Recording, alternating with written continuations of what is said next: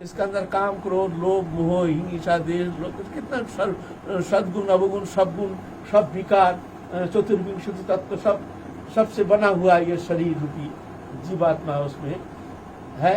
उसके अंदर भगवान जो है अव्यक्त प्रकाश, उनके चेतन सत्ता से ये चैतन्यमय हो रहा है। लेकिन भगवान निर्लिप्त, जैसे अग्नि चक्र के अंदर है नहीं, अग्नि जैसे है तैसे ही है, लेकिन अग्नि के संयोग के कारण ये इतना सक्रिय हो रहा है। ऐसे ही परमात्मा के प्रकाश के कारण हमारे अंदर चेतन सत्ता जितना हमारे अवगुण सद्गुण आदि जो विकारित होकर के सक्रिय होकर के संसार चक्र में घूम रहा है। लेकिन अग्नि जैसे परमात्मा वो न भीतर है न बाहर है, और उनके भीतर ही सब है। अग्नि की क्रिया बिना कुछ हो नहीं सकता है,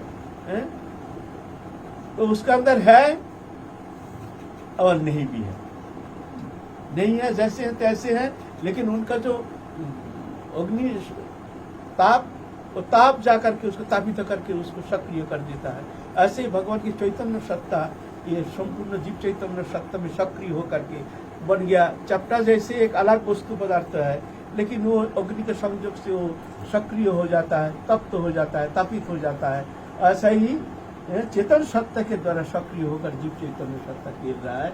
लेकिन परमात्मा निष्क्रिय है, वो चाहते जैसे है तैसे है, ना वो भीतर है ना बाहर है, लेकिन वो है। और वो चैतन्य सत्ता के बाहर मान लीजिए जब जीव चैतन्य चेतन सत्ता जब निष्क्रांत होता है, तब जाकर के पूरा शरीर जो हमारी इतना क्रिया हो रही है ये सब निष्क्रिय हो जाएगा। क्यों? चेतन सत्ता है नहीं उसमें, वो निष्क्रिय, वो बस पंचतत्व में विलीन हो जाता है। यह खेल है, ये खेल चल रहा है। तो साधन के द्वारा जीव जब भगवत उपासना करके भगवत सान्निध्य समुख प्राप्त हो जाते हैं, तभी जब उसके सामने व्यक्त प्रकाश हो जाता है। भगवान उनके सामने अपने सच्चिदानंद स्वरूप को प्रकट करती है, तो माया उसको कुछ नहीं कर सकता है।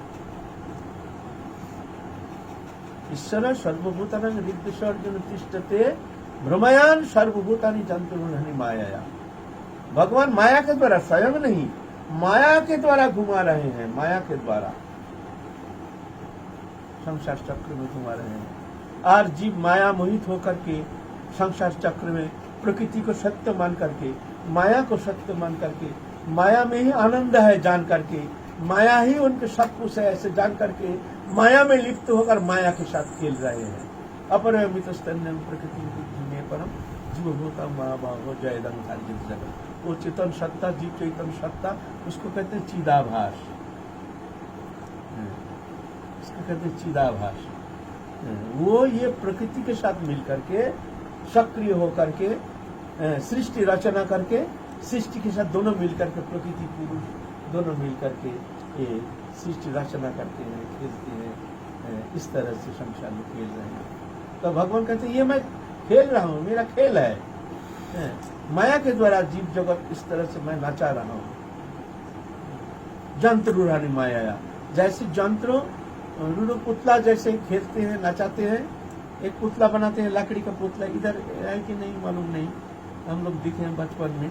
एक पुतला है लकड़ी का पुतला, उसमें रस्सी भीतर में से तार सिस्टम लगा हुआ है ना, पीछे रह करके एक खिलाड़ी जो है वो उसको नचाते हैं। तो दूर से देखने में लगता है जैसे पुतला ही बोल रहा है, पुतला चल रहा है, पुतला खेल रहा है, पुतला नाच रहा है, पुतला कुछ नहीं कर रहा है। ऐसा ही जीव चैतन्य सत्ता वो है, वो कुछ नहीं कर रहा है, न कुछ कर सकता है। उसको पीछे माया के द्वारा उसको माया उसको नचा रहे हैं संसार में। और वो जीव चैतन्य सत्ता वो उसको सत्य मान करके मैं करता हूँ, ये मान करके संसार चक्र में घूम रहा है। प्रकृति क्रियमाणानि गुण कर्माणि सर्वस्व अहंकार विमूढ़ात्मा करता हम एक ही माना। प्रकृति कर्म करते, प्रकृति माने माया, माया उसको इस तरह से खिला रहे हैं, नचा रहे हैं, और जीव नाच रहा है। लेकिन वो समझ रहा है कि मैं करता हूँ, मैं कर रहा हूँ, मैं नाच रहा हूँ, मेरे को नाचना है, मेरे को करना है। ये मान्यता के कारण वो संसार की जो कृत कर्म का सुख दुख शुभाशुभ जो फल वो भोग रहा है, कर्तृत्वपन के कारण। ये कर्तृत्वपन ही है सबसे नष्ट के कारण है। इसलिए कर्तृत्वपन छोड़ना ही साधना है। ये कर्तृत्ववान जो हार जाएगा तब जीव देखेंगे जो माया प्रकृति कर्म कर रहे हैं, और भगवान जो है वो हमारे साथ नित्य हमारे साथ संबंधित है।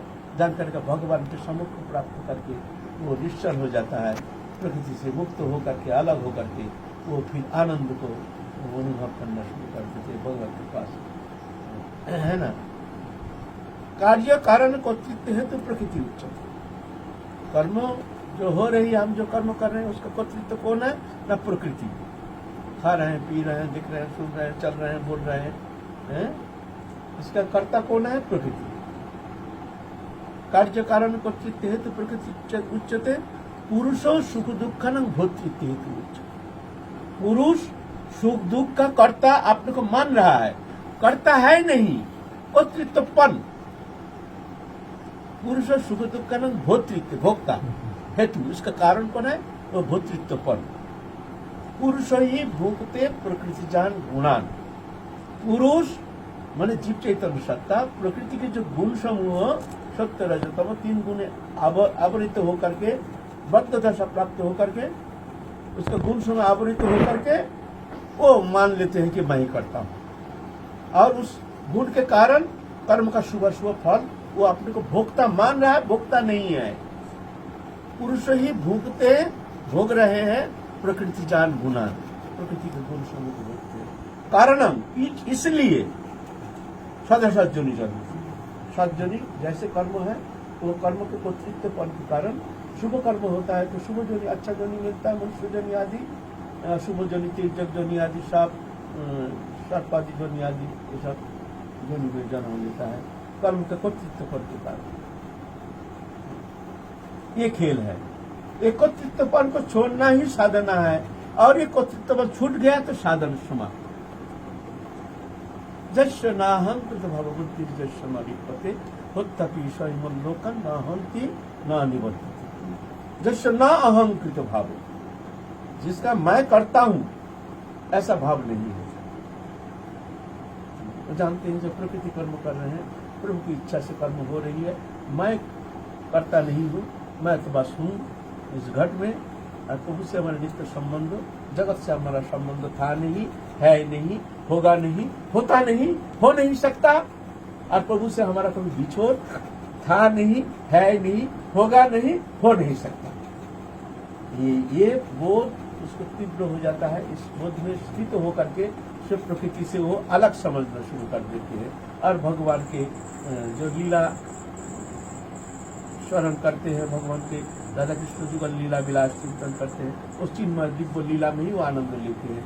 प्रकृति की जो क्रिया हो रही है शरीर के अंदर, शरीर के माध्यम से जो भी क्रिया हो रही है, इसमें अकर्ता जान करके निष्क्रिय निर्लिप्त उदासीन का दृष्टा बन के कर्म संपादन करते हैं। तो उसका जो जड़ीय अहंकार, माने मैं शरीर हूँ, शरीर संबंधी अहंकार 2 प्रकार, एक चिद अहंकार, एक जड़ अहंकार। अहंकार का 2 वृत्ति है, एक चिद वृत्ति, एक जड़ वृत्ति। चिद वृत्ति है मैं शरीर नहीं, चिद वृत्ति अहंकार का, वो भी अहंकार है लेकिन शुद्ध अहंकार। वो अहंकार उसका ये जड़ चेतन ग्रंथि खोल करके भगवत सानिध्य प्राप्त करा देते हैं। ये अहंकार स्वरूप प्राप्त करा करके नित्य लीला में प्रवेश करा देते हैं, चिद अहंकार। वो अहंकार क्या नहीं कि शरीर मैं नहीं, और शरीर संबंध वस्तु स्त्री पुत्र कुटुंब पुत्र परिवार धन जन वित्त वैभव ये मेरा नहीं। तो मैं कौन हूँ? ना मैं भगवान का हूँ, भगवान मेरे हैं, भगवान से हमारे नित्य संबंध, पलक के लिए भी किसी भी अवस्था में, किसी भी स्थिति में भगवान से हमारा अलग होना संभव नहीं। भगवान हमको अलग नहीं कर सकते, ना हम भगवान को अलग कर सकते। ऐसे जानकर के समस्त कर्मों को भगवान के द्वारा, माया के द्वारा संचालित हो रही है, ऐसे जान करके वो निर्लिप्त, निष्क्रिय, उदासीन होकर के अकर्ता बन करके, दास बन के कर्म संपादन करते हैं, तो वो कर्म उसका बंधन का कारण नहीं होता।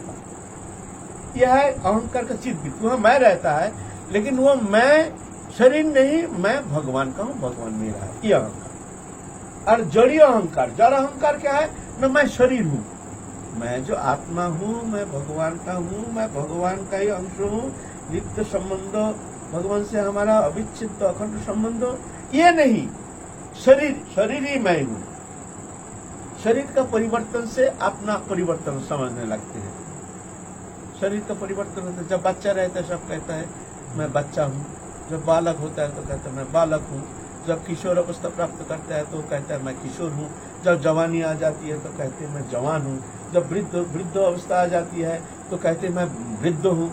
ये शरीर का परिवर्तन को अपना परिवर्तन समझने लगते हैं। इसका कारण है शरीर में तादात्म्यता के कारण शरीर में आत्मबुद्धि, शरीर मैं हूँ, और ये शरीर में आत्मबुद्धि संसार बंधन का जड़ है। शरीर अब साधन, कोई भी साधन मार्ग अवलंबन करे, लेकिन पहले उसका धारणा ऐसे होनी चाहिए शरीर मैं नहीं, ये तो खेल चल रहा है, इससे अतीत मैं भगवान का हूँ। तुम कौन हो, तुम्हारा स्वरूप क्या है ना, गुरु ने तुमको स्वरूप प्रदान किए हैं, वो मैं हूँ, वो स्वरूप मैं हूँ। धर्म जिसे हमारे नित्य स्वरूप। ये मन सोचता है, मन और बुद्धि उसी प्रकार से है, और धीरे धीरे चित्त वस्तु चिंतन से धीरे धीरे मन चिन्मय हो जाता है, और जड़ीय वस्तु चिंतन करते करते मन जड़त्व प्राप्त हो जाता है। मन और बुद्धि को अहंकार चलाता है, अहंकार को मन बुद्धि चलाते हैं। अहंकार तो करता है, और संकल्प विकल्प ये मन की क्रिया है, और निश्चयात्मिक बुद्धि है, ये बुद्धि की क्रिया है। माने संकल्प करते हैं हमको ये करना है ना, ये करना है, ये करें ना ये करें, ऐसा मन में चिंतन करना शुरू कर देते हैं। संकल्प विकल्प ये है मन की क्रिया, और बुद्धि है निश्चय करते हैं जो ना ये करेंगे, तो उसको स्वीकार कर लेते हैं। तो ये जो निश्चयात्मिका ये है बुद्धि की अवस्था। और अहंकार कर्तृत्वपन, मैं करता हूँ, मेरी बुद्धि मेरे मन, वो कर्ता बन के शरीर के माध्यम से प्रकृति के गुण समूह भोक्ता समझते, कर्ता समझते, ये है अहंकार।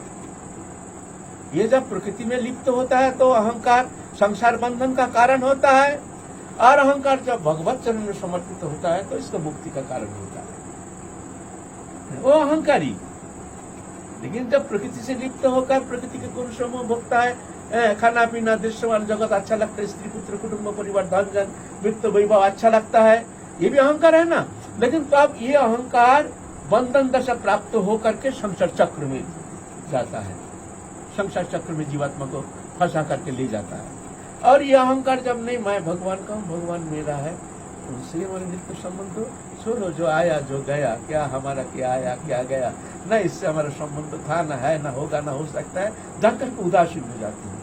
इसलिए हमारा आत्मिक और संबंध नहीं, मैं ठाकुर जी कहूँ, प्रभु कहूँ, प्रभु मेरा है, उनसे हमारे नित्य संबंध हो, ऐसे भावना लेकर समर्पित हो जाते हैं। तो ये अहंकार उसका मुक्ति का कारण हो जाता है, उसको संसार चक्र से मुक्त करा करके जड़ चेतन ग्रंथि खोल करके उसको भगवत समुख प्राप्त करा। ये अहंकार का ही खेल है। इसलिए कहते हैं जश्य नाहंकृत भाव बुद्धि जश्य न लिप्यते हत्तपि सैमल्य का न हंति न निबद्धते। ना वो बंधन दशा प्राप्त होते हैं, ना कोई पाप में लिप्त होते हैं। जश्य न अहंकृत भाव, मैं करता हूँ, मैं करता ही नहीं हूँ, तो करते प्रभु की इच्छा। लेकिन मुंह में बोलने से होगा नहीं, आत्मा से जान करके निर्लिप्त होना पड़ेगा। उसका लक्षण क्या है? उसका लक्षण है कोई विक्षेप नहीं, समदुख सुख शस्त्र समदुष्ट सकांचन प्रिया प्रिय धीर तुल्य निंदा संस्तुति मानव मान है तुल्य तुल्य मित्र विपक्ष सर्वनम्ब परित्यगी पुनः। ऐसी स्थिति होनी चाहिए। तो समझ लेना आप, तुम्हारा अहंकार जो निश्चल अवस्था में पहुंच गया है, चिद अहंकार में संयुक्त हो गया है, तो वो अहंकार उसका मुक्ति का कारण हो जाता है।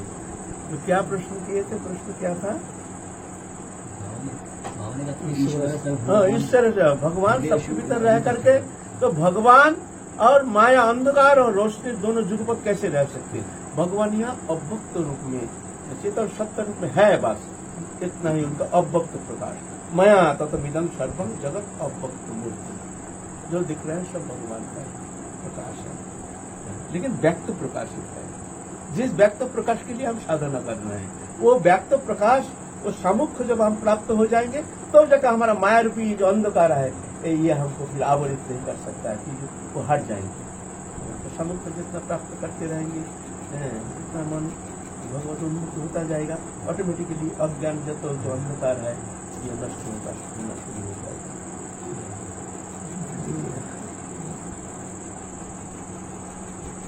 बाबा एक प्रसिद्ध भाव